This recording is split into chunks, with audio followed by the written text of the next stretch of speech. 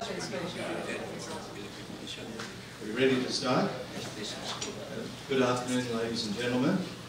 I'm your chairperson for the session on organisational structure of judicial training institutes. This is one of three concurrent sessions being held this afternoon under the theme of organisation and structure of judicial training institutes. And we have 4 speakers for this session. The session will feature the organisational structures of the speakers' judicial institutes, emphasising the work and impact of their programs. And we will now proceed to the session proper. But I have been asked to remind you about some housekeeping rules before we start. I know we heard them at the outset this morning, but I've been asked to remind you. For security reasons, we ask everyone to wear your IDs throughout the duration of the conference. We request everyone to please switch off your mobile phones or keep them in silent mode. Third, so that we can adhere to our program schedule, we will do away with the introduction to our speakers this afternoon. Profiles for each of the speakers are included in your program and kits, so I won't go into that. And to adhere to our program schedule, our speakers are requested to strictly observe their time allotment. For this session, each speaker will be given 20 minutes. And to help keep within those time limits, there are cue cards, so the speakers will get a cue as we move through. Should time permit, we will have an open forum before the end of the session. I'm trying to make it that we have about 10, possibly 15 minutes. However, should you prefer to write down your questions, question slips are available in your conference kit. Members of the Secretariat are on hand to receive your written questions. So I've covered all that very quickly. Now I'd like to call on the Honourable Adolfo Azcuna, Chancellor of the Philippine Judicial Academy, to make a presentation on that academy. Thank you.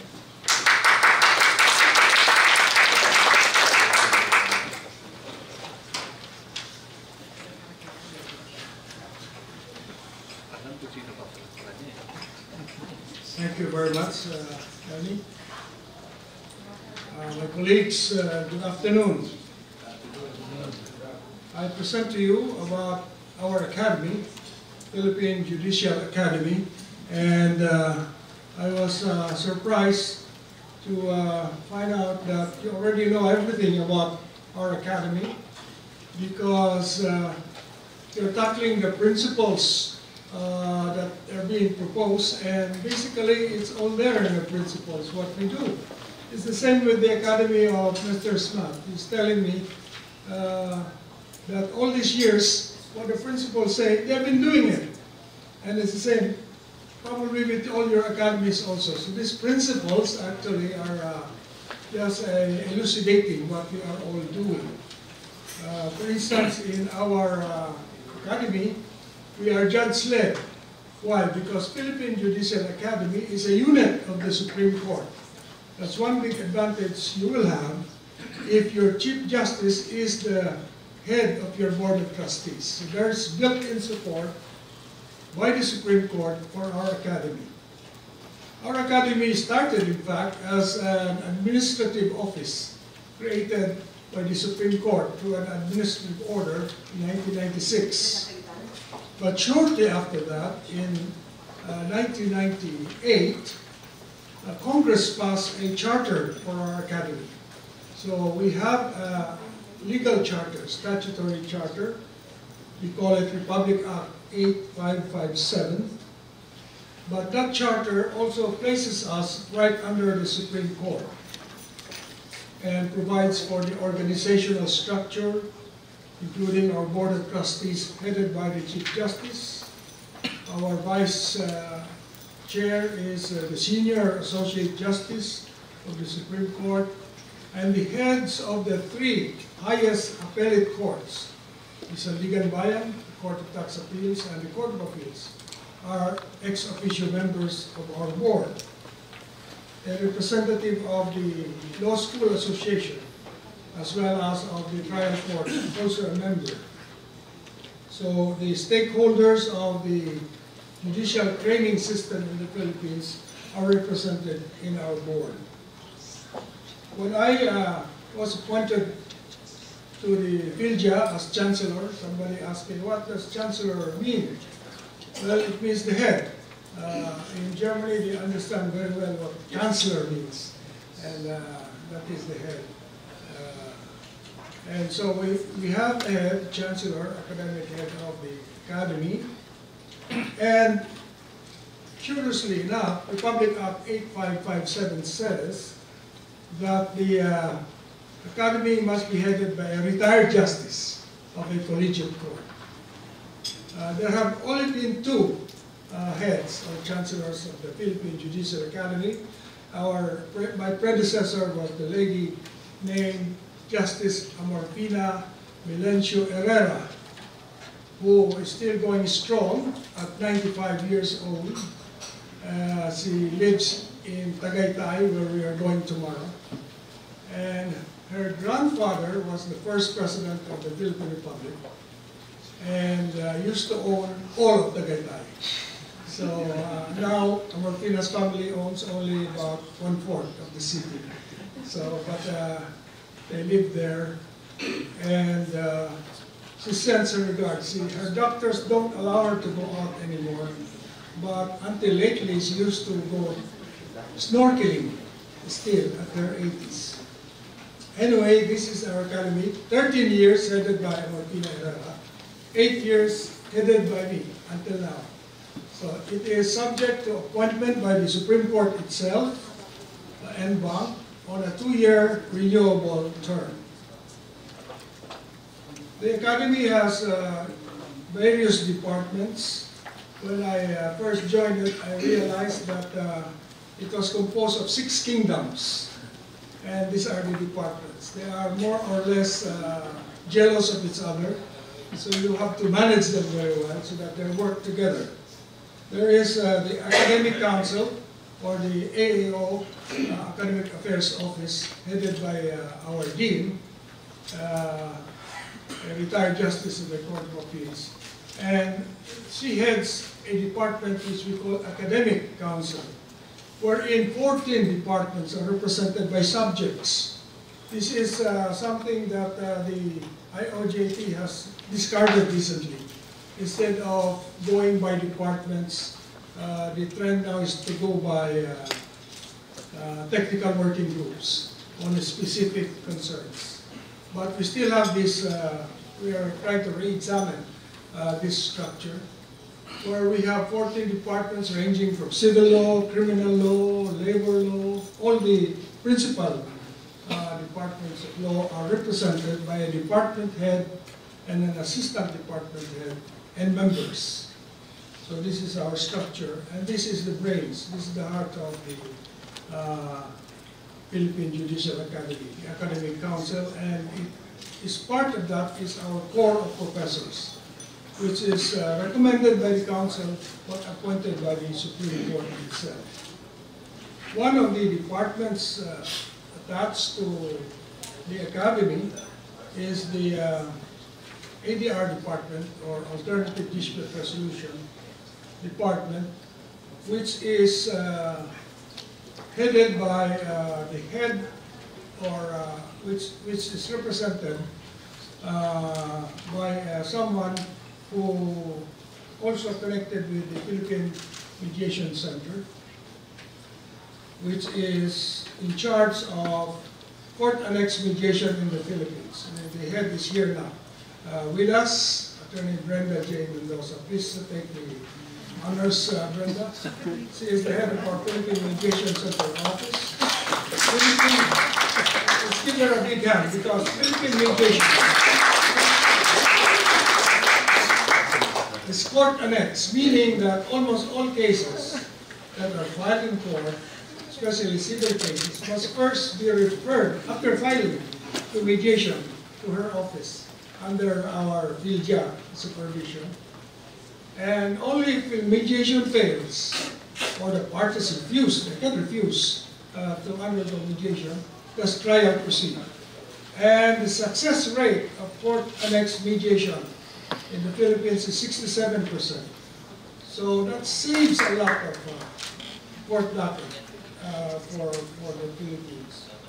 So we have other departments as well. And aside from academic council, we have very important department called RPLO. This is research, publications, and linkage offices, headed by Dean Cedric Candelaria, who is also the Dean of the Ateneo Law School. And they do very important work of researching anything that we get from you, any of you, communicating with us, is thrown to the RPLO because they are in charge of linkage. Then be classified and they decide to whom it goes. And we prepare our responses to these linkages, our communications with the outside world.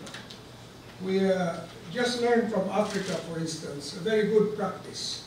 I was invited to join a forum on the training of judges for environmental cases in Johannesburg. And the academic schools of Africa decided to put in every academy a green desk. Their academy, all their academies have green desks. The green desks are concerned with environmental matters. So they still haven't done it in Fiji, but I propose that we copy this practice of having a green desk in our academy. Okay, so we have RPLO, and then we have also the support. Support meaning support divisions or offices, admin, finance, of course, concerned with money matters and budget. We are financially independent from the executive because our budget is taken from the Supreme Court. We are part of the Supreme Court budget. And under our Constitution, the budget for the judiciary is protected in the sense that once it is approved, it cannot be reduced and it has to be automatically released. So we have financial independence, but it has a downside because Congress cannot decrease it. They also don't want to increase it. They are not required to increase it. Next time I draft a constitution or a health draft, I might draft 2 constitutions of our country. Next time I have the opportunity, I'll make sure that this is corrected by perhaps defining at least 2%. Right now, the entire judiciary, I'm not referring to the Supreme Court, the entire Philippine judiciary receives less than 1% of the national budget. Less than 1%, 0.9% every year. And you say, why? Why don't you give us more? Because we may not be able to give you that much next year. So to be sure that you can sustain your budget, you do not increase it. They increase it in magnitudes, but not in percentage. The percentage has been around that. Almost 1. I think lately it has been a little over 1. But they're afraid to give 2% because then they have to give 2% every year. So that's the problem. Anyway, we are independent because our budget is taken directly from the Supreme Court. We get an annual release from the Supreme Court about 49 million pesos. 49 million would be about what, $1 million US dollars. And usually that's enough for our training activities. Okay, so that is our organization. We have a training facility in Tagaytay, which you will see tomorrow. It's almost a 4-hectare facility. It used to be a sports club. That is why you will find badminton courts and swimming pools there. because we preserve most of these sport facilities for our judges to use. We destroyed, however, the bowling alley because it was no longer in good condition, but it had very good wood for the alley, so we used that for our stage. You'll see our stage in our auditorium. The floor of the stage is very nice wood. That came from the bowling alley. That's Nara, one of the sturdy woods in the Philippines. Anyway, it's 4-hectare facility. It had some buildings that needed to be renovated, but 2/3 were empty, and we constructed new buildings on the empty lots, funded by a non-project grant from Japan, 300 million pesos. And then for our furniture, fixtures, and equipment, we got a loan, a soft loan from the World Bank. So that is how the academy in Tagaytay was formed, or was created in 2010. For a year, I took over from Amorfina the task of finishing the construction. So we formed a team. We supervised the construction of the facilities. You'll see it tomorrow, and we have all the amenities of a modern training facility. We have dormitories, we have auditorium, we have training rooms, computer rooms, and we have what we're very proud of, the GDLN, the Global Distance Learning Center, where we can have the facility of listening to anyone around the world, giving real-time lectures to our judges. We spend so much for it, but now you can do it with a cell phone. So it's no big deal, really. But the room is nice. It's like a Harvard lecture room. So this is the Philippine Judicial Academy, and we are very proud to welcome you to this 8th International IOJT Conference as a host of the conference. When we were asked by Mary McQueen if we are willing to host this conference, I said it's something we never did, but we will try our best with the support of our Chief Justice. As I said, this is the advantage because she is our chairman of the board. And so she got the Supreme Court to support the whole project. We are able to realize this dream of holding the IOJT here in the Philippines. Thank you. Thank you, Justice Ascuna, for your interesting presentation. And I'd also like to thank you for the excellent work done by you and your staff in organising the IOJT conference that we attended. Our second presentation this afternoon was by a very good friend of mine, Judge Tan Boon Heng from Singapore, and he is the Executive Director of the Singapore Judicial College, and I invite him to give his presentation. Thank you. Thank you very much, Chairman, for the very kind introduction, and thank you very much to Justice Ascuna for whetting our appetite about tomorrow's judicial excursion. I'm certainly looking forward to that trip up to the Judicial Training Academy. Now, coming to this segment, it's about globalizing judicial training, the Singapore experience. I hope to share with you in less than 20 minutes, all right, what we are doing.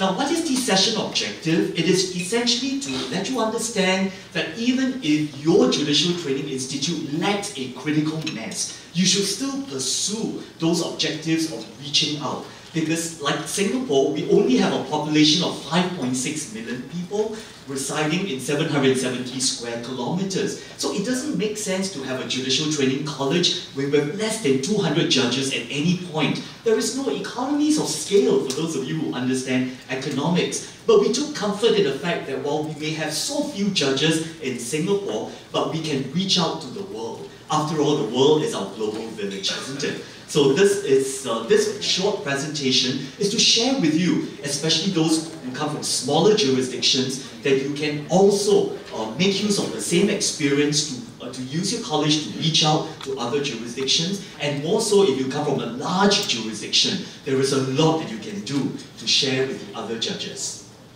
So the issue really is, how can a judicial training entity of a small jurisdiction thrive? All right? First of all, you need to globalize, and I'm sure you have heard that from many businesses. We need to think outside of our country. So in the same way, your judicial college or entity should think outside of your country.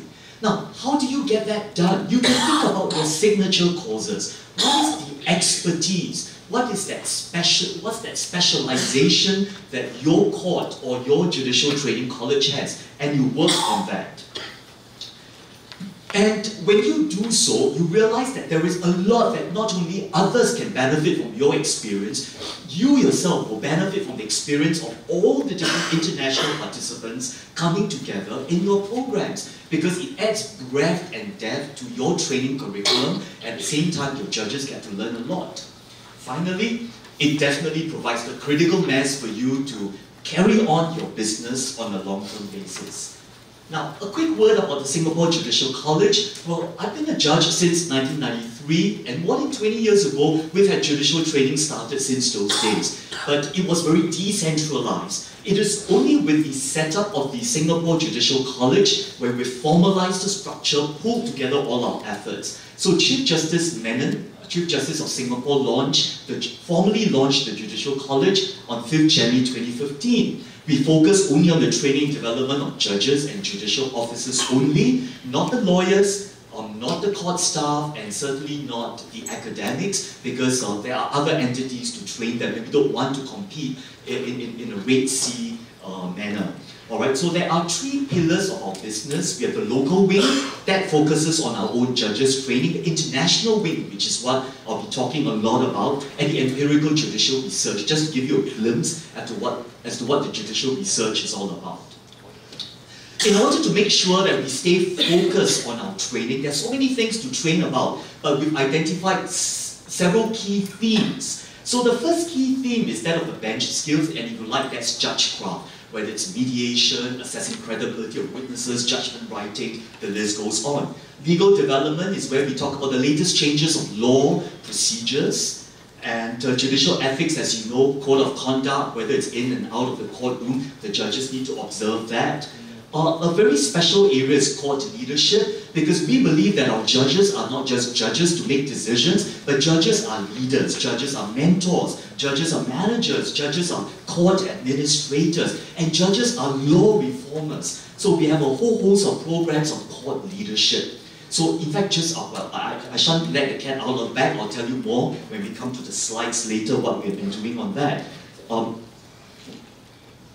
So one other area is social awareness. You've heard a lot about social awareness in the Judicial Training Declaration. Judges need to make their decisions in a particular context in which they operate in. And we all know that we function in a very different operating environment. I was just sharing with some of you, one of our recent talks was about governing well in an age of participation. With the rise of social media, you know, our people want a say in decision making, and judges are often subject to criticism. So there's a need for them to be aware of the impact of social media when they make decisions. Of course, this other area, technology and sciences, is not new to Singapore and not new to you. Court IT has been around, but there have been some new areas like the use of forensic medicine, the use of forensic science, biosciences and the law, DNA evidence. Increasingly, a lot of these matters surface in our courts. So how do our judges deal with such evidence? And they are equipped on that. Now, one area that we've added in 2017 is judicial resilience. So it's not just about wellness of the judges, it's not just about managing judicial stress, but also about productivity, judicial productivity. So we have these talks as well. For example, I was also sharing with some of you that we have talks on sleep disorder, identifying sleep patterns, sleep disorders, and sleep and productivity and judging. So if you're keen in this, just come. I think we have a talk on sleep, judging, and productivity sometime in January or February 2018, if my memory doesn't fail. All right?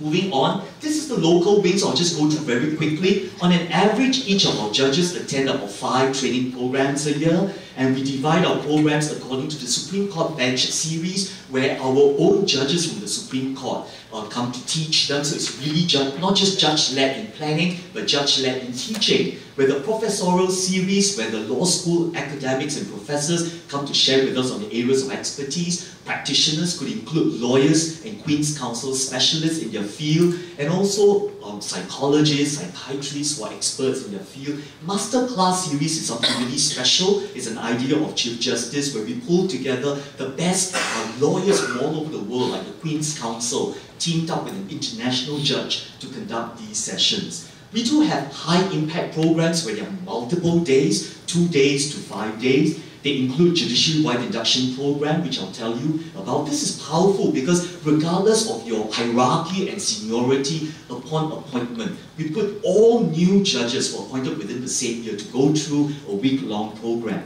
We have judicial educators training judges to teach other judges how to teach other judges. Judgment writing workshop, managing lips, you may want to lips, litigants in person, or if you like, unrepresented person. Now, if you understand what I'm saying, the people who complain most against judges these days are the unrepresented person. Each time when you see an unrepresented person, your antennas need to go up, and you need to wear a guard in order to manage them properly. Otherwise, you can be sure your Chief Justice is going to receive a complaint against you.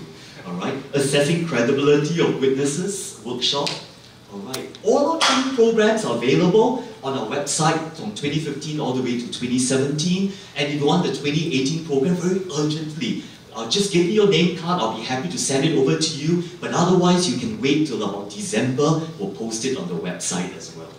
Okay, now let's talk about the international wing, and that's what's relevant to you. Since the establishment of the Judicial College in 2015, we have trained more than 944 foreign judges and officials from 70 different countries. Coincidentally, it matches the same number as the IOJT, 17 members. Alright, now let's see which are these countries. I'll give you like 3 seconds to spot your country there. Chances is that you'll find your country there. Alright, okay, 70 jurisdictions. Okay, in 3 years. So I think we can easily exceed 100 jurisdictions maybe in 1 year's time. Alright, now let's see where they come from. So this is a global map representation. The green parts are where you know where the judges from the overseas have come to Singapore for training. Now what are these courses? Just to give you a glimpse. Okay, Judiciary-wide Induction Program is a brainchild of Chief Justice. It's our signature course. We bring together, actually this course was meant for our own judges. But when our good friends from overseas came to know that we have a Judiciary-wide Induction, they said we want to come along. So we have never denied them. So we've got judges, you know, all the way from Myanmar, Japan, Taiwan, Thailand, Dubai, and the list goes on, Sri Lanka and all. And we teach a whole host of topics. For the foreign judges, not only do they get to visit all the courts in Singapore, they cover transitioning to the bench, whether they were a lawyer or a prosecutor, or they will cover procedures, effective managing of court hearings, how you handle difficult persons, judgment writing. The best part is Chief Justice comes to teach these courses himself. He teaches the role of a judge, optimizing time and resources, and also delivery of oral judgment. So Chief Justice really takes leadership in all these judicial training. Strategies of Case Management is one of our flagship programs, and that's where we gather a lot of participants. You can see over the 3 years, 23 countries, 27 countries, and in 2017, we had a special request from Bangladesh Judiciary to customize a course for them. So we did case management just for judges from Bangladesh. End-to-end court technology is another of our flagship course. And again, you can see a lot of countries all over the world have come. What do we do? In the course of the 5 days, we show them the entire use of court technology in Singapore. Whether it's technology court, electronic filing, sophisticated payment systems, and how litigants can, even offenders can plead guilty into ATM machines. Into the ATM machine, the judge sentences them and they proceed to pay the fine into the ATM machine. Or they could even do that on their mobile phone, all right, and all that with laws passed. So it's completely legitimate, all right. And we also take them to the different courts to see how the technology is being used. We also take them to IT vendors where they connect with our best vendors in town. So if they want technology solutions, they know who to link up with. That's what we do in these 5-day workshops. E-filing has been so hot. In Singapore, we implemented e-filing since 2000. This is our 17th year, and we've gone into our 2nd generation. So whether it's civil, criminal, family, everything's electronic. All right? And it's electronic on a mandatory level, nationwide. So it's not just for a particular court. So we've got special requests from Solomon Islands, Oman, as well as Fiji to go over to them to conduct e-filing workshops. Now, if you don't have e-filing, let me tell you unashamedly, you need e-filing. Because without e-filing, you cannot Google. All of us Google, right? You can Google only because all the information is in digital format. A lot of precious court data is being filed in paper into your courts. How are you going to Google? You will lose that Google power. But if your documents filed in court are in digital format, then you can do court Googling. I'm not talking about external Googling to the whole wide world, but within the legal profession, upon a payment of fee within the courts, you can do knowledge management, you can do data mining, you can do a whole host of even artificial intelligence projects because your court documents are e-filed. So you need to e-file court documents mandatorily before you can have Google power. I hope I got that message across to you, did I? Yeah. Very good, thank you. Thank you for your response. Let's make it interactive. I think that makes it more fun. We talked a lot about mediation just now, and we're proud to say that Singapore also has court annex mediation. So throughout the year, we do ADR courses. You can see ADR training for ASEAN judges. We've even gone to Naypyidaw to do court dispute resolutions for court annex mediation. Ease of doing business in Maldives. This was a special customized course for Maldives on dispute resolution mechanism. And a very recent workshop that we had was managing conflicts and resolving disputes through mediation. More mediation workshops to tell you later. We do a lot of workshops on International Framework for Court Excellence. And for those of you who do not know the IFCE, you must know. I'm watching about the 5-minute signal, then I'll speed up a little bit more. All right, now, so for the, if you think about International Framework for Court Excellence, the simplest way is, I'm sure you love the cakes out there this afternoon, but if you want to bake lovely cakes like that, and you've never baked before, all you need to do is to find a recipe on the internet, follow the ingredients, follow the measurements, follow the steps, put it into the oven, lo and behold, a cake will come out. And how tasty it is depends on how you follow the recipe. This is the same thing for court excellence. If you want to improve your court performance, regardless of whether you're from the common law jurisdiction or civil law jurisdiction, you just follow those steps, you follow the checklist, I can tell you, you will see immediate changes. So that's what International Framework for Court Excellence is. We've done that for Cambodia, a 4-day workshop, in Laos, PDR, in Vientiane, in Myanmar, and in Vietnam. All right, and we're glad to do that for you as well. Just let us know, and you'll be amazed the impact that it can create for your jurisdiction. We do parliamentary law rules and practices for countries that are keen to see a law reform in the area of their parliamentary practices. Judicial Educators Workshop, it's so important because judges need to train other judges. The more we multiply our own kind, we can then conduct even more courses, especially reaching out internationally. Bench Skills Workshop is what we are particularly interested in. In 2016, we did an effective engagement of litigants in person. In May this year, we did a judgment writing and oral judgment workshop. And just like last month, we had an assessing credibility of witnesses workshop. These are multiple days workshop, so our judges' diaries need to be cleared in advance, and we extend that to our international judges as well. This is the workshop that I wanted to tell you about. It's a 5-day workshop on leadership in court governance. We share with them leadership principles on good governance for courts in all the areas, whether it's in the administrative aspects, in judicial reforms, or for that matter in innovation, dispute resolution, court technology. And you can see there's a whole list of 22 countries that were part of this workshop, and I'm sure you spot some of them from your country too.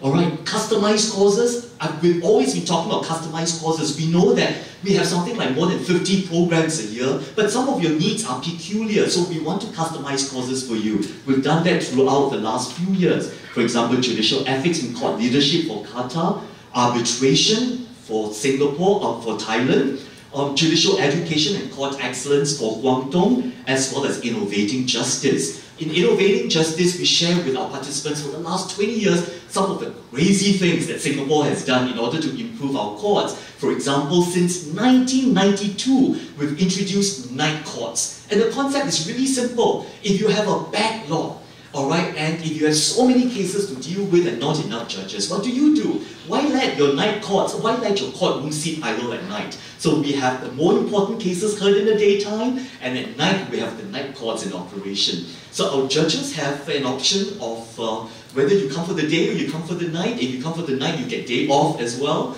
And our staff also have an option. Understand that in Europe you may frown at all these night courts because of human rights protection and all, but judges do get time off when they do the night court, so that's the compensation. And we've been running this for the last 25 years, since 1992. This is just one area of innovation. All right. Empirical judicial research, this is what we have. To date, we have 9 approved projects. The whole idea is, a lot of lawyers and judges, we produce articles based on legal arguments, but we don't crunch numbers. So for this empirical judicial research, what we do is we provide state funding for our law school academics, not just to give reasons legally, but also to crunch numbers to validate existing practices. Let me give you a flavor of some of these projects, all right, that we've approved, with comparative defamation, with citation of academic writings, judicial empathy, and whether costly lawyers will help you win cases, best time to mediate, is it at the start, the middle, or right before the doorstep of trial, effectiveness of the Singapore International Commercial Court, access to justice for unrepresented litigants in person, whether we have enough access for them, and profiling of international divorces, because Singapore is very cosmopolitan with very high divorce rates, but largely contributed by the foreigners who are suffering from the high stress in Singapore. So we want to study these divorces, share the data with them, so that they can better work, live and play while they're in Singapore. All right? With a part 2 of a citation of academic writings. So we have a web presence, just Google Singapore Judicial College, you get everything there, with a physical presence as well. We call it a business center. We look forward to welcoming you there. Lots of souvenirs all over the world. It's like a museum, if you like, because we've got participants from 70 different countries who have been with us.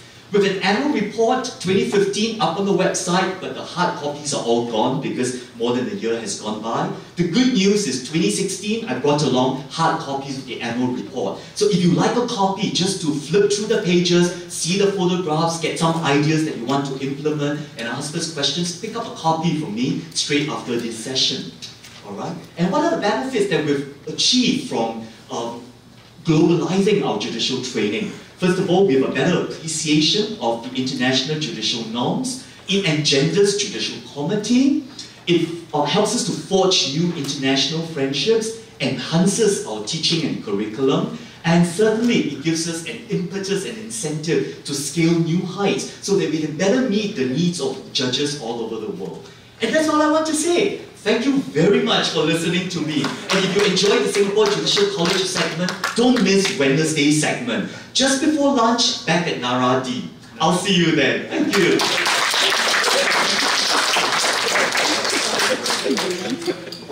Thank you very much, excellent paper. The work being done in Singapore is obviously not only innovative, but quite exciting, and it was delivered in a very sort of manner. Our next speaker is another good friend. It's the Honourable Dr. Adr Department. Dr. Mersel is the Director of the Centre for Judicial Education and Training in Israel. He is going to deliver a paper on decentralised judicial education, exploring a dual judicial education model. Thank you, Dr. Mersel.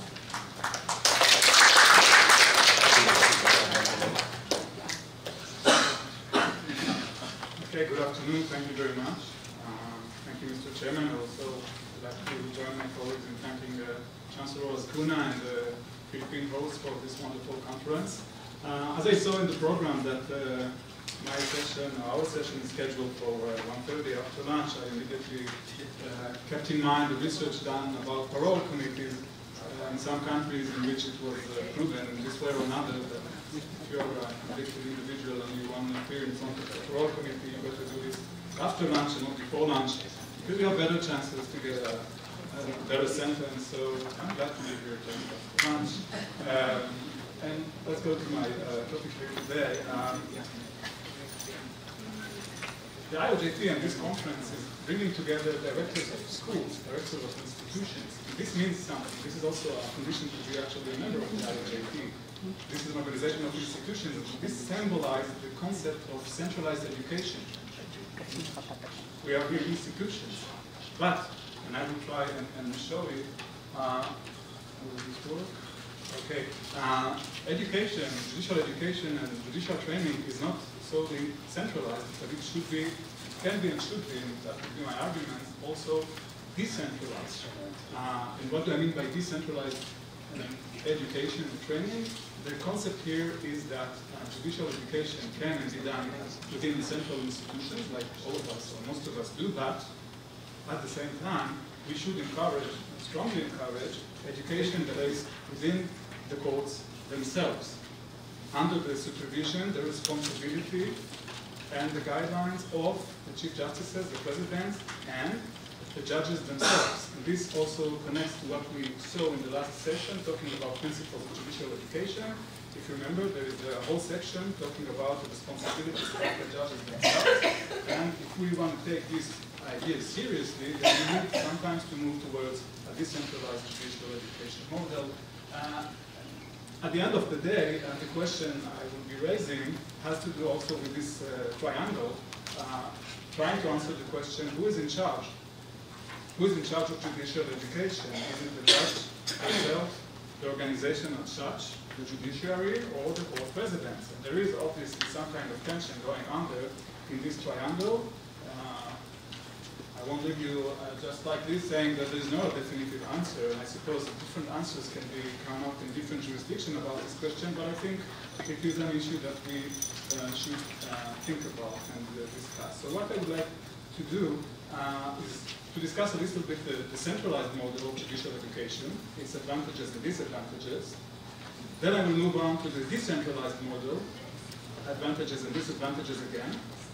And lastly, I will try and come up with a dual model and also talk about the Israeli experience we have with this, trying to combine these two models all together. So, going briefly over the, I'll do it quickly, about the advantages of the centralized model. So I just mentioned IOJP, it's also a question of history. In many jurisdictions, judicial education was established from the up down, from the judiciary itself, from the institutions to the individual judge. So we do have a history in many countries of centralized judicial education. This is also linked to judicial independence in many ways. We have institutions of centralized education because we want to maintain judicial independence, and this is one of the guarantees in order to get there. We also have an advantage of expertise, obviously, forming very good judicial education, and we just heard some very interesting examples about this. Requires very good experts, and usually it's easier to have these experts within a central entity, a central institution. Moving on to uniformity and equality, one may argue that, constitutionally speaking, there should be at least a minimum standard for all judges as such in terms of judicial education. Okay, and if you do want to get there, meaning that all judges in the country at least know a minimum standard, then we are actually advocating, in a way, a centralized judicial education model. We can also talk about resources. Sometimes having a centralized model of education is cheaper than having education in each and every court. And we can also mention judicial conservatism as one of the reasons why many countries advocate centralized judicial education, because judiciary stakeholders wish to maintain power, and that's normal. It's very common to the judicial function as such. But there are also, of course, disadvantages to this model of centralized education. I won't mention all what you see now in the slide, just pick central ones. I think one of the main obstacles that we are having as centralized institution is a kind of gap between what we want to do and what we need to do. That's the gap between what judges need and what we offer them. This gap happens quite often because we don't know exactly what judges need, and if we do, we don't know it at time. And once we come up with a course and an answer, this answer might be either irrelevant or insufficient. And for this reason, a centralized model has a deficiency by its own. Our curriculum is sometimes inflexible because of this, and we also need to keep in mind that when we have courses in central institution or a central facility, there are a lot of logistics and budget issues that come up because we need to bring judges from different parts of the country, and of course, if we're talking about a large country, then that is a major concern. They need to build their courtrooms and to travel, and that's not easy, and we know what it means for them. And that causes a problem, I think, for many of us in terms of centralized judicial education. Now, we also, if I move on to like difficulties in teaching and learning methodologies, quite often when we come to centralized education, then we often end up with a lecturer talking to students in a way, rather than a different and perhaps sometimes better way of learning, which is peer review or peer learning. My colleague here, Judge Batman will talk about it later on today and also tomorrow. In terms of methodology and education, it is sometimes much preferable for judges to learn from their colleagues and their peers within their own court, because they don't only learn, but they also support each other later on as a group. And you can only achieve this by local learning rather than centralized learning within a facility. A last disadvantage I would like to mention quickly has to do with evaluation. We are all very much concerned with how to evaluate the effectiveness of our courses. Do we do well? Do we do well enough? We all know these surveys of Kirkpatrick's different levels, but if we move on to a decentralized model of judicial education, a more local one, we might have the advantage of having an evaluation coming from other judges as well as their chief justices within their own court. And this is a very helpful tool if we speak about effectiveness and evaluation. So for that reason, we might think also about a decentralized approach and its advantages. And again, I won't go over all of them, but they are a way of a mirror picture of the advantages and disadvantages of the central model. So if we move towards a decentralized judicial education model, and that is again, let me remind, that is a learning that is taking place, or an education that is taking place within the specific court, any court, and every court, okay? So if we spoke earlier about the gap between the institution and the learning, between the trainers and the trainee, so that gap can be narrowed in a way. And we can also have a greater scope of individual learning and small group learning. We can save judicial time because learning is taking place within the court. It can also be done on the afternoon or on a one-day learning rather than taking everyone for 3 or 4 days with all what comes through. The budget then might be lower for doing these kind of activities. And we can also, at the end of the day, arrive to a better organizational learning structure, which is called in the professional literature as the learning organization, an organization that keeps on learning, thinks about learning, and sees learning as a major object of its activities. And we also spoke about the advantages in terms of evaluation. Now, of course, a decentralized model has also its disadvantages. If education becomes local or too local, then one might ask the question, how will judges locally have the expertise, the needed expertise, the so needed expertise in order to come up with good courses and an effective education? There could be also, and I'm moving on, to an organizational problem, because usually centralized education is there also in order to help, to to sustain the goals of the judiciary as such in terms of functioning. Now, if education becomes too decentralized, then every court would think differently and advance other goals. This might cause a problem in terms of uniformity and management of the judiciary as such. And for that reason, of course, there is a risk of potential duplication, because central institutions will come up with a judgment writing course, for instance, and then every other court will do this again at the same time, and that's also a problem of resources. And the last issue that might come up is the friction with the chief justices, because in many countries, presidents and chief justices are involved, of course, in the central institution's curriculum. That's normal. At the end of the day, the one that decides is the institution. Having a judiciary, having a committee, but it's the institution that decides. It's a centralized decision. But if the education within a decentralized model moves towards the courts themselves, then chief justices and presidents will say, okay, these are the judges that I am in charge of, and I am the one who needs to decide what are they learning. And here there's a possible breach.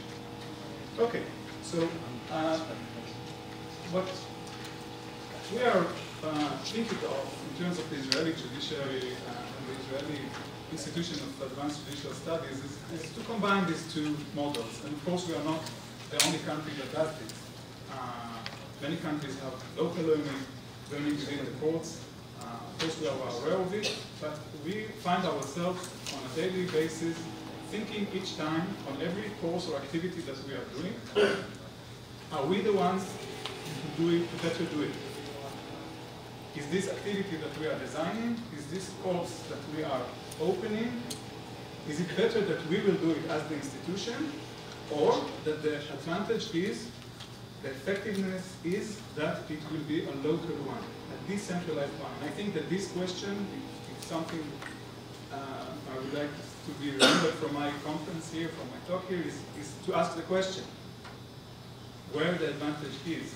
And we therefore came up with this answer, which, as I said earlier, is not the only answer, a possible answer, about combining these two methods. And a possible answer is, as written, that the central body, the institution, is in charge of the curriculum and the overreaching education and training principles, and I stress the principles of how to learn, but court presidents, vice presidents, and chief justices remain responsible for initiating local learning activities and overseeing the professional development of the judges. And that's, I think, an important issue. That means that education needs to be taken seriously. The chief justices and presidents of the courts need to understand that they have a role, that they have a duty, and so do their judges, because education is not only a centralized one, but also has to do with courts administration locally. Now, what we do with that model under the Israeli institution? Well, as mentioned earlier, the first thing we did is actually to recruit, so to speak, the court presidents, and to convince them that they have a role and they are our partners in everything that has to do with judicial education. Their role does not end in just sending judges to educational programs. That's only a part of the role. They need to know what the judges need to know. They need to come up with answers. And if they don't have the answer, then we can provide them. But the first one to know better than us is often them. So they have a responsibility. Another thing we did is to define a new function of peer trainers. Now these peer trainers are judges. They are not working, they are not a part of the Israeli institution of judicial training, but they are judges within the courts. And they take upon themselves an extra role of being in charge of the education within the local court. And in order to enable them to do this, we train them. We, the central institution, train these local peer trainers, and we teach them how to do the function. And we continue to guide them and to give them help in their function. And what is their function? They need to identify training needs, for instance, or be involved in training development processes, encourage peer learning in their courts, encourage cooperation with us as an institution, etc., etc. The idea is we tell them, do whatever you think needs to be done. We will be there helping you, giving you budget, giving you methodology, giving you support, sometimes support with your president if it doesn't work, or with other courts. And we also established a group of these peer trainers, and they are exchanging information. Thank you for the 5 minutes. They are exchanging information among themselves. So as an organization, knowledge is streaming better. It is not only going from up, down, it also goes from one code to the other and up again. And I think by advocating this decentralized model at the same time, the whole educational or the training system gains a lot, I really say. Okay, of course then we have these trainees or these peer trainers were chosen, that's an important point. The one who chose them were not the institution but the presidents of the courts. We let them be in charge again. And these are some of the qualifications or the requirements we thought could help choosing the right individuals to be those judges within the courts themselves. So you can see demonstration, professional leadership, I think is the most important one because these are individuals who really need to lead educational activities within the court. And of course, they need to have the willingness to invest time and effort. Now, this doesn't mean that we don't have problems with this. As you can see, there are many obstacles over there. If you really encourage decentralized and judicial education, lack of professional expertise and variety levels of commitment. But the last question, of course, the two last points you see is actually one. And once you come up with such a model, eventually you will end up with the question I was raising earlier, which is, who is in charge? Okay, so who is in charge of judicial education? At the end of the day, after you're having all this process, who is the one in charge? And that's a big question. And I gave one possible answer, which is who does it better? But not necessarily the one answer that is there because of judicial independence, because of budgetary concern, etc. But we are thinking about this question, and as I said earlier, asking the question is at least some of the way to the answer.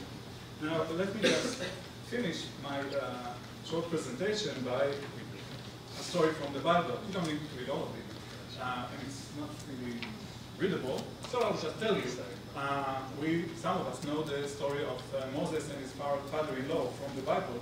Moses was also a judge, and he was sitting as a judge or presiding in the gate of the city. And he was hearing cases from the morning till the evening. And then his father-in-law came to him and said, Moses, you cannot keep on working like this. It's impossible that you will be the only judge hearing cases from the morning to the evening. And what shall you do? You should appoint other judges to help you. But the important thing, and it's written over there, you should also train them. These judges that you appoint, your assistants, should be trained. And that's what he did. And he kept on being able to conduct his others' duties properly. So some people say that the story about Moses' father-in-law and Moses is actually the first example in the world of organizational development and organizational good consultant. So I don't know if it's true, but what we can learn from that story, from the biblical story, is that sometimes we need to let go. It is that sometimes, despite our initial tradition, history, and function as centralized institutions that see themselves as the ones that are in charge of judicial education, sometimes we can get Moses' father-in-law advice and see whether there is someone else that can do it better than us. And my proposal is to think about decentralized judicial education as such a possible manner. Thank you for your time.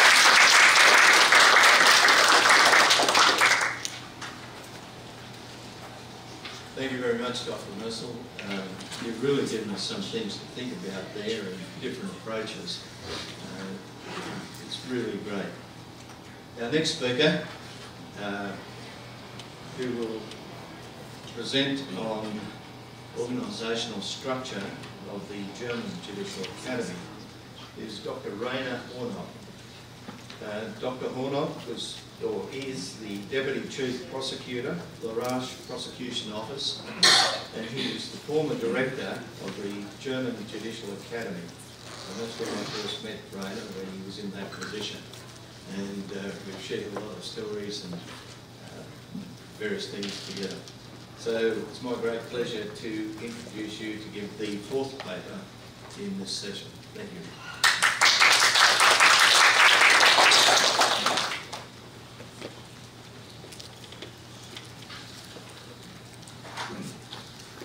Thank you, Bernie, for that friendly introduction and presentation. I also want to thank, first of all, the Philippine Judicial Academy for being an excellent host here and for being so friendly, such a lot of hospitality. We really feel at home here. And that already brings me to the session objectives, because we were asked to define objectives of what we will do in our presentations. And I would be lying if I didn't admit that, amongst others, I want to promote the German Judicial Academy in this contribution, as the other presenters in the session have done, because I really would love to come to go to Israel and to see the Center for Judicial Education and Training after your presentation, Yigal. I would love to see the Singapore Judicial College, Buntan, and we will see the Philippine Judicial Academy tomorrow, and we are pretty much looking forward to that. But, well, the real purpose of my presentation, because we are here to share promising practices or good practices in the organization of judicial training, is to present how, to my mind, the German Judicial Academy has a very good model of a pretty lean and efficient governance structure, especially a federal country. You know, Germany is a federal country with 16 states, 16 state judiciaries, and so it is important, if you carry out nationwide training, that you have efficient structures which are not too much overlapping. And for example, just to share a little secret with you, we will have a vote on amended statutes of the RJT on Thursday, the General Assembly, and the Executive Committee will present to you the proposal to strike out the Academic Committee, because it has not really worked in reality, and it is better, as one of my predecessors in presenting here has pointed out, to have ad hoc working groups which are really operational, instead of creating overlapping committees, boards, whatever, and not really having them working effectively. The idea in Germany is also to centralize and decentralize. We even have 3 layers. For example, I hope that my home state is Baden-Württemberg. This is the logo of the state of Baden-Württemberg in Germany. And I have been seconded to the training department inside Baden-Württemberg for 4.5 years, and I've organized training on the state level. And Baden-Württemberg hands down annually some 500,000 euros, 600,000 US dollars. So if I'm correct, 30 million Philippine pesos, to the courts and prosecution offices to carry out half-day, one-day trainings in their courts, decentralizedly, like you have presented, Yigal. So we share the same idea. So, but now I want to focus on the nationwide training as it is offered by the German Judicial Academy. So, just some basics. To show you our 2 magnificent conference sites for historical reasons. Federal Republic of Germany, GDR. We are lucky to have 2 conference sites, quite far away from each other, even for standards of big countries, I suppose. It is 760 kilometers between the 2 conference sites, one in Western Germany in Trier, the other one in Ostrau in Brandenburg. And as we are a federal country, we have a very complex structure of building the German Judicial Academy. The federal government and the 16 states had to agree upon our statutes, the so-called administrative agreement from 1993, which has replaced first one before reunification from 1973. But what might be interesting for you is to know that our statutes are less than 3 pages long. So it's like a good constitution. Very often you can hear that a good constitution is basic and vague and leaves open many place for consideration and interpretation. And by the way, in our workshops, at least in mine, in the morning on the principles, at some points it was outlined and stressed that at some points you have to be like very lean and vague and leave open space for interpretation to have a consensus. And that is why our statutes of the German Judicial Academy are really rather short. So, statutes, like I mentioned, and then two conference sites. As I already mentioned, they are both full accommodation. They have a total of 173 single-use bedrooms, if you take both conference sites together. They both have bowling alleys, just as Kuna, but the one in Trier had to be closed because a drunken judge had tried to rearrange the pins and nearly, it's no joke, and nearly strangled himself. And the state of Rheinland-Palatinate has been condemned to pay damages as state liability because of that, and so we had to close down the bowling alley. But we have a swimming pool and a sauna in Trier. This one, yeah. In Trier, we have a sauna. It was crowded. It's on the shore of the lake. Behind the castle, you would find the lake. So, as I said, also a little bit of promotion. So feel free to come to the German Judicial Academy, to my successor Stefan Tratz and his team, and they would love to welcome you in our premises.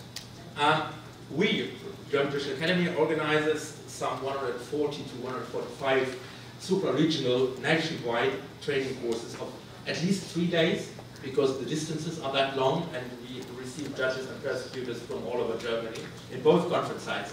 It's not that the one in Western Germany is for the Western German judges, and the one in Eastern Germany for the Eastern German judges. And 7 days, the longest. But when the German Judicial Academy was created in 1973, we have had 2.5-week courses.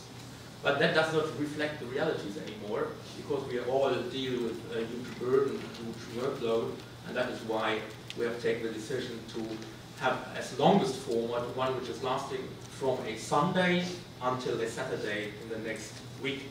And as we are a civil law country, we train judges and prosecutors in the same institution.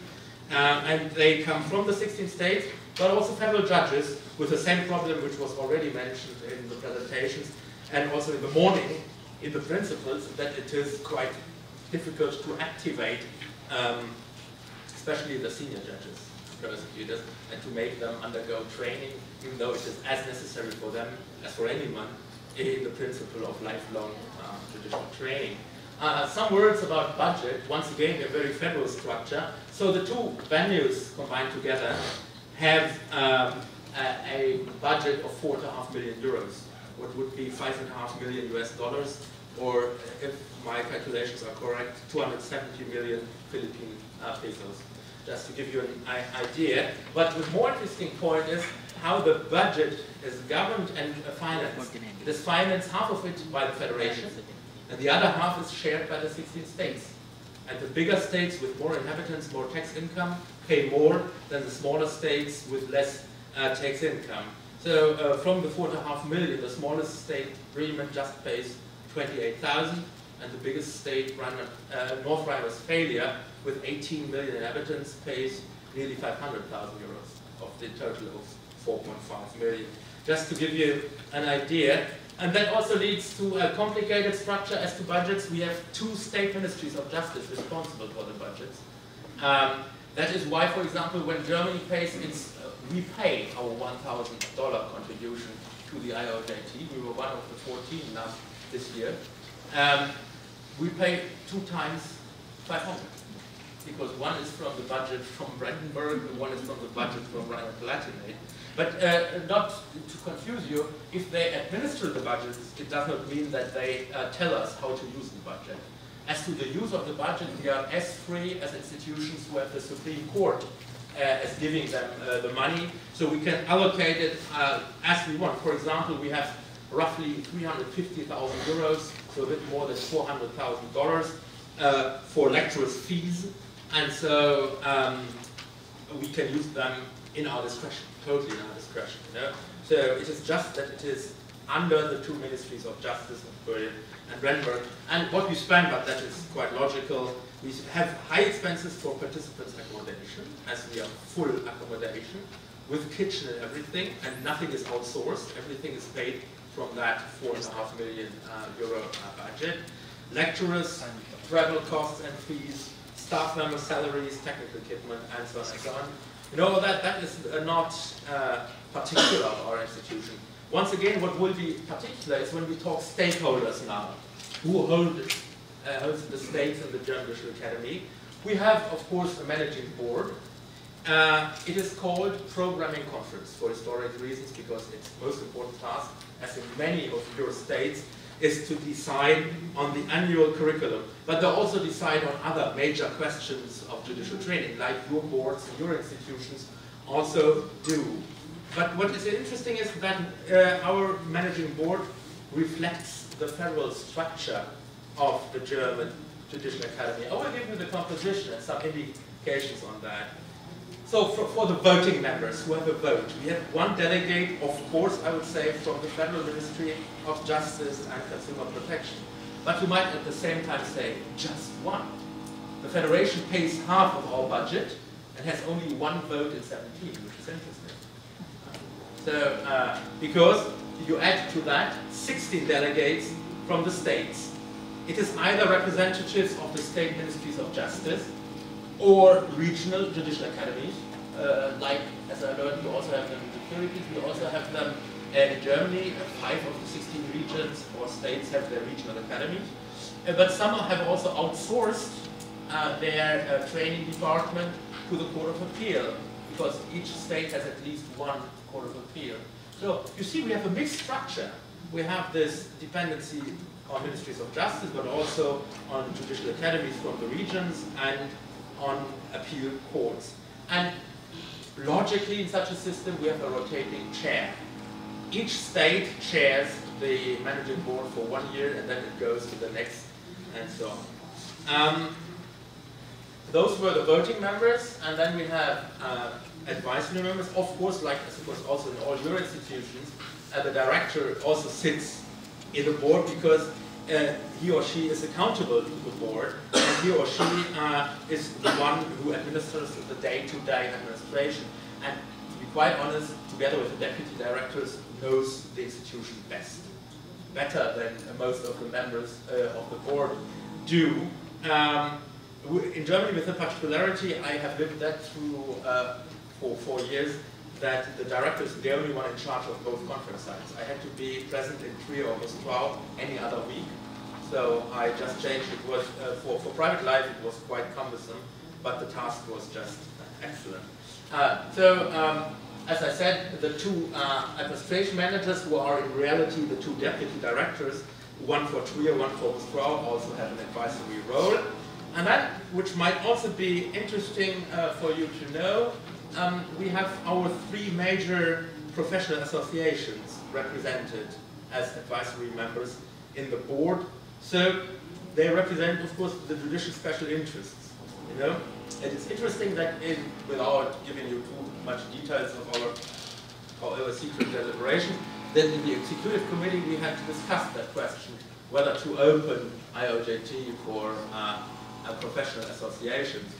We decided, I suppose you all would agree, that not going that step, because we are an organization of domestic or regional judicial training institutions. But this is a model how you can involve the professional associations in the program building.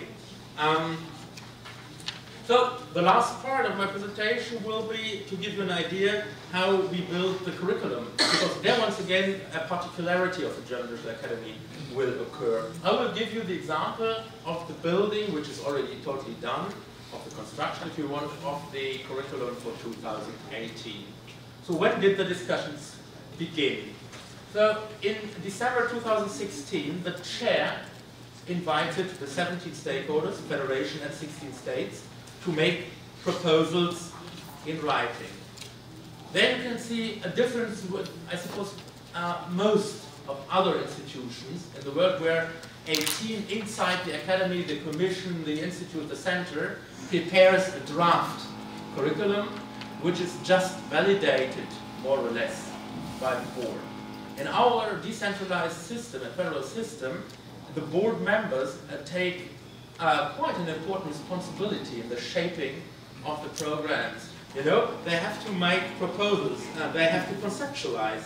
And what they quite often do, and I really, when we made the presentation, that reminded me that, in some kind of trial and error, they try courses on the state level, or even decentralized level. Yes, I know, thanks. Because I have my watch here. We try a topic for 2 days on the state level. And if it works out perfectly well, the board member of that state will propose for the next year a 3.5 or 4 day course on the same topic as program on the nationwide. So trial and error in a decentralized way. So by the end of January this year, the 17 stakeholders had sent in about 175 written proposals. And the proposal means a complete description of a training course already. You know, target group, objectives, very important, methodology, and very important also for the planning, approximate content and costs, of course. Then, normally at the end of March, we have the first plenary session of our managing board, the programming conference, and it adopts about 140 course topics. And as I already said, the 17 stakeholders are responsible for a number of courses for the fine-tuning and so on, depending on their size. Once again, North Rhine-Westphalia, biggest state, annually organizes plans between 28 and 30 courses. Bremen, a smallest state, only 2 to 3, just to give you an idea how it works.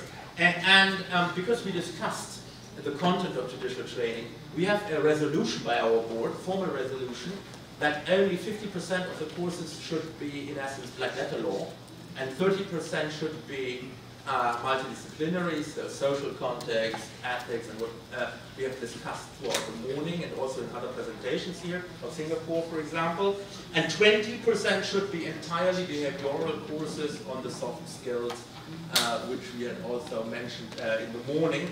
And normally our board attains this goal quite correctly. You can have the numbers for 2016 in our annual report, regrettably only in German, but also published on our website, where you have a statistical evaluation and everything about our courses last year.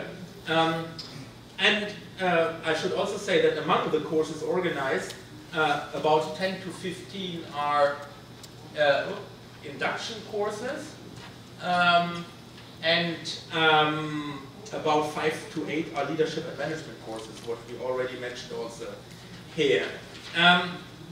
Then in the second plenary session of our board, in June normally, beginning of June, the definite timetable of the training courses is adopted, and we leave open, which is also perhaps a good practice, 8 time slots, 8 weeks a year, for topical urgent training needs with much shorter notice, much shorter planning. And one of the time slots normally is left open for the European Judicial Training Network, EJTN. For example, this year in November, we will carry out a linguistics training course of EJTN in Mostrau conference site in that nice castle. And then we can start disseminating our completed curriculum by email and in hard copy. Normally it depends on the state. In some states it's just email, in others it's hard copy, or both. Already in September 2017, beginning of September for 2018. And then, of course, our training courses, normally 4 parallel courses, 2 in Trier, 2 in Mostrau, begin in the mid-January of in this example of 2018. So I hope you've got a little impression of what we do and why we do it. And if you have any further questions, I think to all of our 4 panelists, of course, feel free to do so. So, Ernie, 11 minutes left.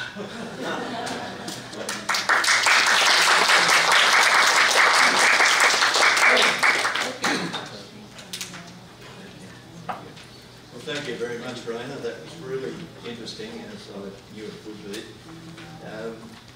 And all the speakers have kept to their time, so we have got 10 minutes, and what I'm going to do is invite you to, anyone who has a question, either direct it to one of the speakers or to the panel. Could I ask that when you ask a question that you identify yourself and the organisation from which you come. And I do have one other question that someone submitted here. But questions? No hands? Covered the food. Yes, sir. You get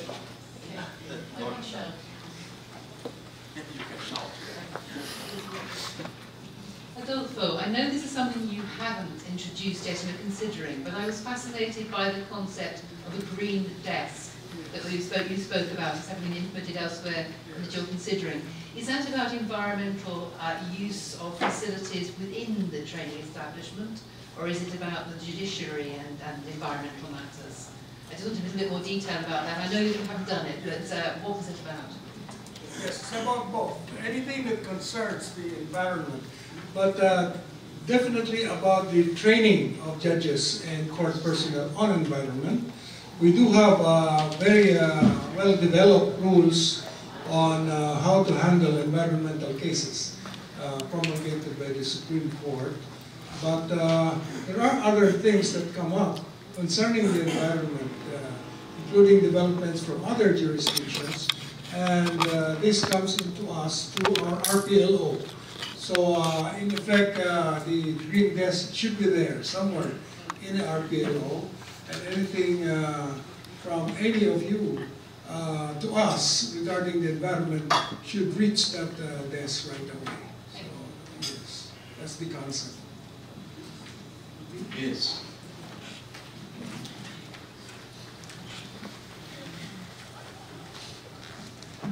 I'm Fujian from the Singapore Judicial College, Singapore.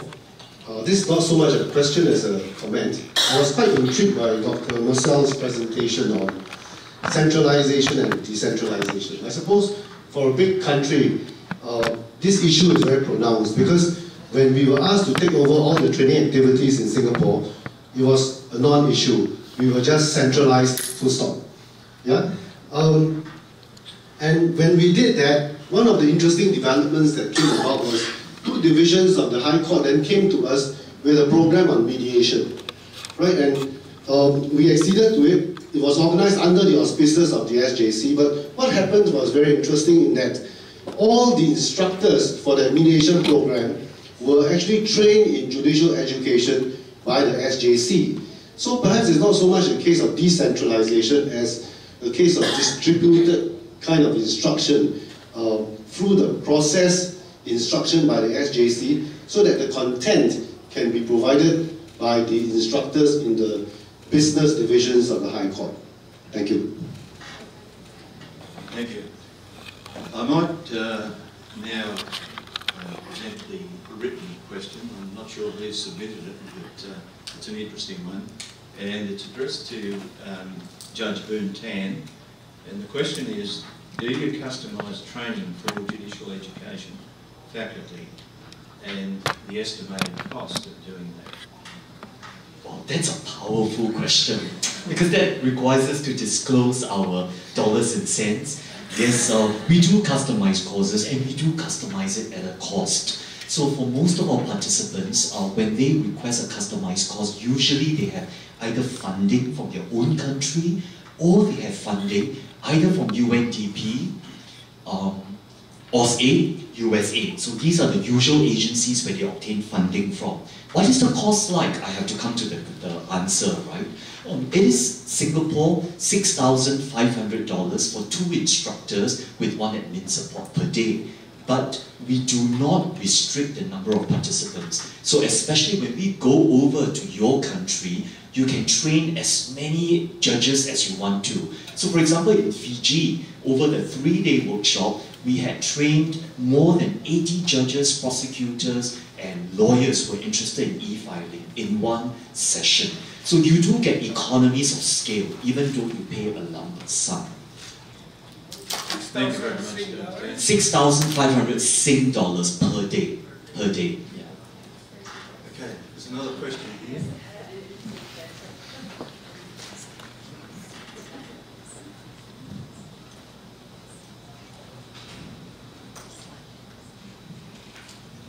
Yes, hello, I'm Daphne Blackman from Israel, from Appellant Cove.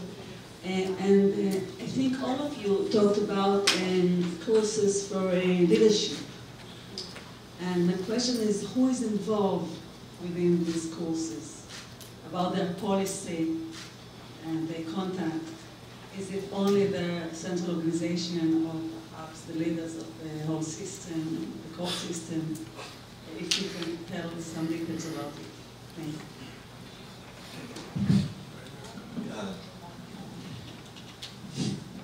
So for our 5 to 8 leadership and management courses per year at the Judicial Academy, it's the same model which is used for the other courses. The states try on the state level, and once it's successful, very often, of course, at the state level, it is a cooperation of Ministry of Justice and of Appellate Court Chief President, for example.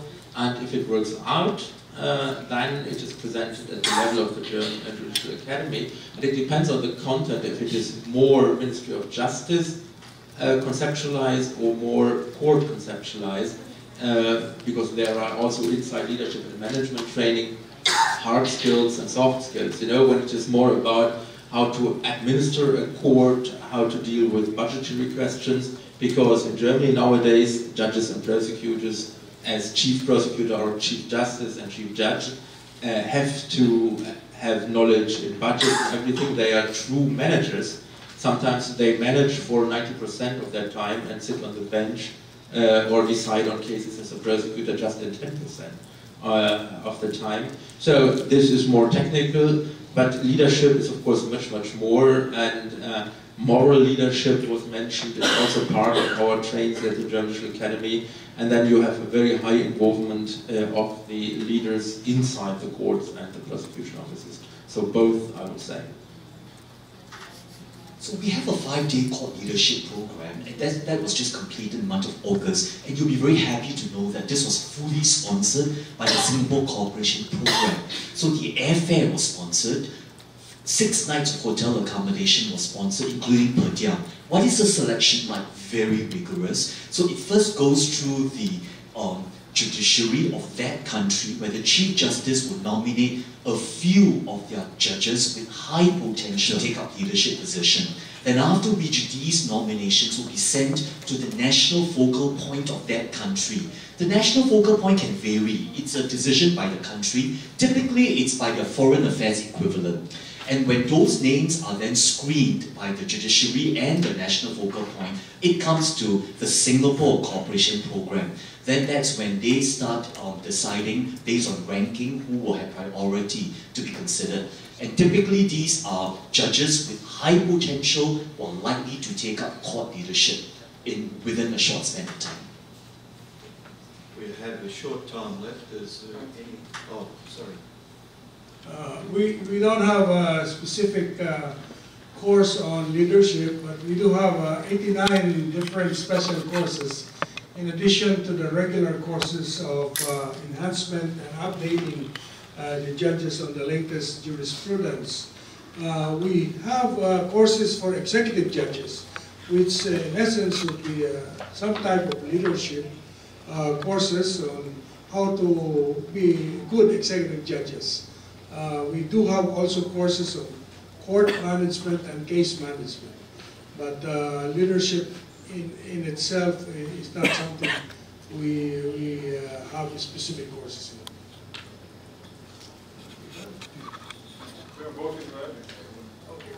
Okay, thank you.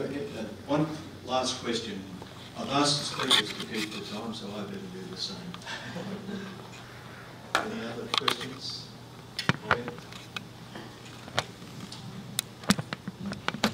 A question from Honorable Adr. You mentioned that every case after filing must go to the ADR.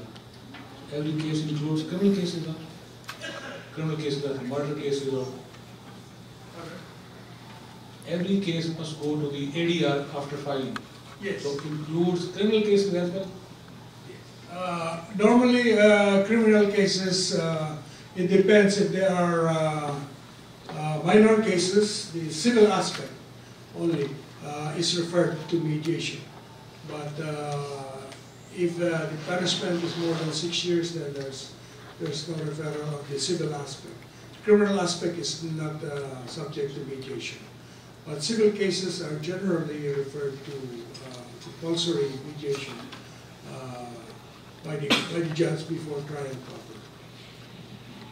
Can I ask another question? Yes, sir. Honorable legal from Israel, you said that the training must be taken seriously by the judges. So what is the mechanism? Whether their promotion is dependent upon the training? Near the end, we are trying to make the judges take it more seriously. You were asking how do we do that? How to do that?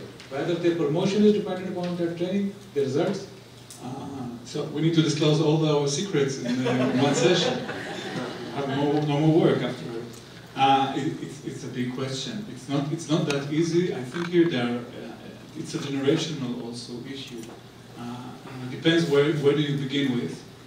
When it comes to judges that have more time in bench, it is sometimes harder, and we know it also from our trainings that sometimes they are not very happy, or they don't see themselves as individuals that really need to learn, and that's a change. But I think once it is demonstrated to the judges the advantages that they can have from being involved in judicial training, then they are very glad to do that and to make them be involved in judicial training. So by visiting, how do we do that? Even I go personally to each and every court and talk to them openly. And I'm willing also to hear their proposals, and I'm taking this very seriously. And I think that once I also talk to them about a contract, an unwritten contract, in which we provide them what they need, but the other side of that contract is their obligation as well to do something with what they ask, not just to send us, please do this and please come up with that course. They have an obligation as well, and that's the language I'm using. It's a contractual language, so judges understand that. And it works, slowly, but it works. Thank you. Well, just to add very shortly, it is much discussed in Germany also, the question of mandatory training, for example. We discussed that in the morning in workshop 3 on the principles, whether to add to the principles the need for mandatory judicial training. I think it's more about incentives, and you asked about promotion. Yes, in my state of Baden-Württemberg, we have written rules that one criterion, amongst others of course, for promotion to a senior judge's post is the proneness, the willingness to undergo training and to actively participate in training. And the certificates of attendance are always put into the individual personal file of this given judge. And I know from decisions that this willingness to undertake training is playing an important role in the promotion of judges and prosecutors. Thank you. I'll now wind up, but just before I do, I've been asked to make an announcement. Participants who borrowed headsets, would you kindly return the devices to the interpreter's desk in the Bonificio hall? So if anyone's got a headset, please return it. Don't take it home. Well, we've heard from 4 different judicial training institutes this afternoon. I found the presentations fascinating, to be honest. We've heard of many interesting points, and the speakers have all given us something to think about. And I'd like to thank the speakers for their presentations and the work they put into preparing for this. Thank you.